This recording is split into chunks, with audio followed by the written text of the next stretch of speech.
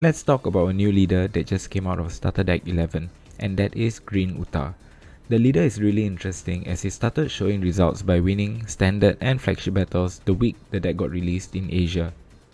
It is probably one of the cheapest meta decks that you can build out there. All you have to do is invest in 2 of the starter decks and a couple of singles.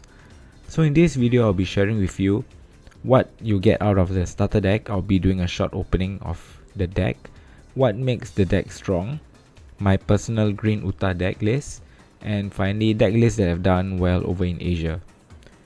Here is a video of me opening up the starter deck. Basically you get a copy of all the green film characters except for Promo Bartolomeo and Nami. You only get 4 new cards, which are the 3 event cards and the new Uta blocker. I will have their effects on screen when I'm going through the deck list later on. The rare reprint of Brooks and Luffy is non-holo too, which is a nice surprise if you hate card swapping. As usual, you get 2 copies of the new cards except for the event, which is I'm Invincible, where you get 4 copies of it.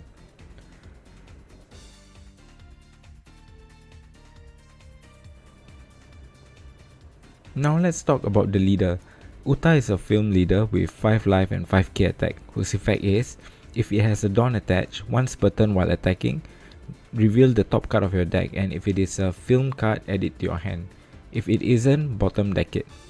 With your deck containing more than 80% to 90% film cards, you might as well read this effect as, on attack, draw 1.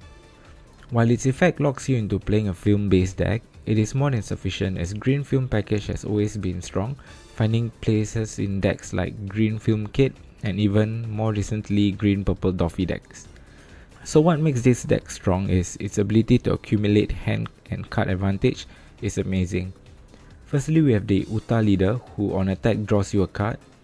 Next we have the Film Nami, which on play or on attack by paying 1 Dawn you can add a film card from the top 3 cards of your deck.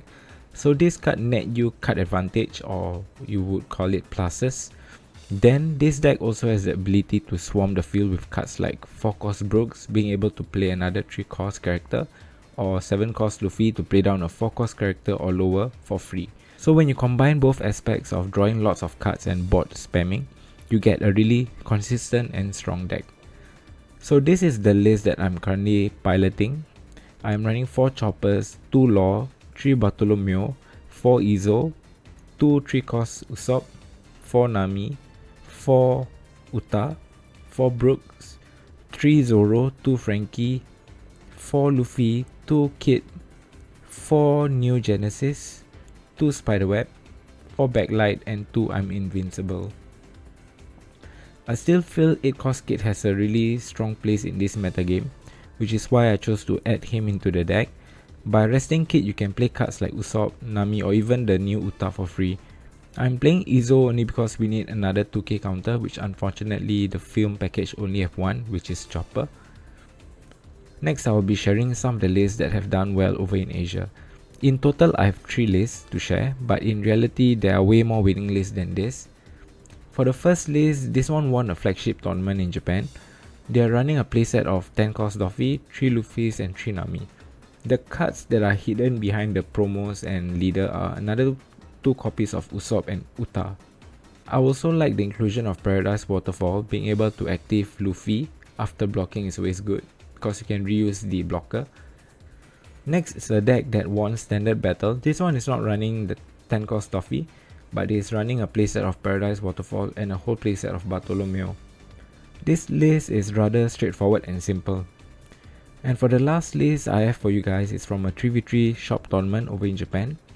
This build is running a playset of Law and 10 cost Doffy.